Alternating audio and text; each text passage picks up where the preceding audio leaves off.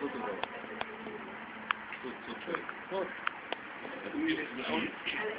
لا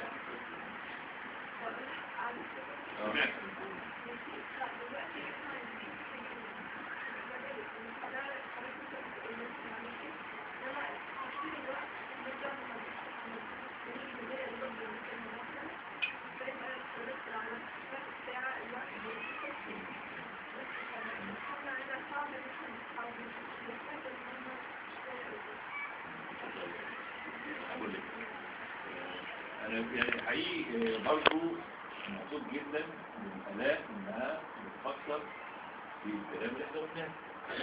جميل جدا يا آلاء إنك تبدأي وبيكم جميعا تبدأ في ترتيب الأوراق. بالنسبة لترتيب الأوراق هتساعدني جدا إن أنا فكرتي اللي اتكونت خلاص. هي المسألة إن أنا طالما عملت لنفسي إطار محدد ومنظم يسهل لي المسألة. أنا معاكي إن بسرعة الوقت ومعاكي إن المسائل بقت كثيرة، لكن يعني برضو دعيني أكد لك إن إحنا عملنا نفسنا كده ليه؟ لأن ما كانش زمان عندنا هذه الصعوبة. لأن أنا أعتقد وربنا فضل هيأكدوا لي الكلام ده إن مساحة الدروس الكثيرة في معظم المواد واستهلاك الوقت في الذهاب والعودة من الدروس أكيد أثرت الوقت. برضو أنا معاكي إن وجود النت ووجود الفضائيات برضو أخذ مساحة كبيرة من التطبيق. لكن أنا برضو بقول لك ليه ما نخليش كل وقتنا في مساحة حتى في استخدام هذه التكنولوجيا الجميلة. أنا بأكد لك أنا كل وقتي لما بقعد على النت بستفيد قد ايه. بجيب معلومات ما كانتش سهله زمان اجيبها. انا كنت عشان اروح اجيب كتاب محدد او ترجمه معينه لماده وانا في الدراسات كنت بروح اسافر مكتبات واروح مكتبه مركزيه واروح. دلوقتي كله متاح لو كتبت عنوان معين في الرساله بيجي لك. انا برضه اقول ازاي انظم الاول اخرج الذهنيه العمل اللي بتعمليه والذهنيه.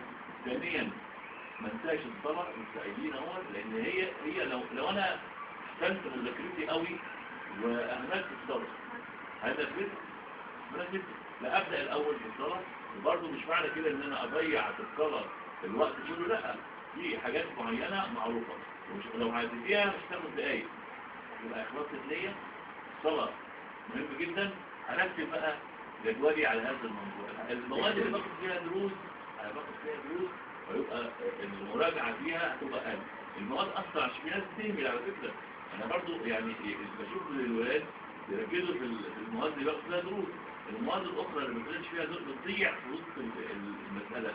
فأنا برضو هرتب معاكي وبعدين كده يعني أنت هترتبي وقتك بحيث إن أنا ما ضيعش هذا الوقت.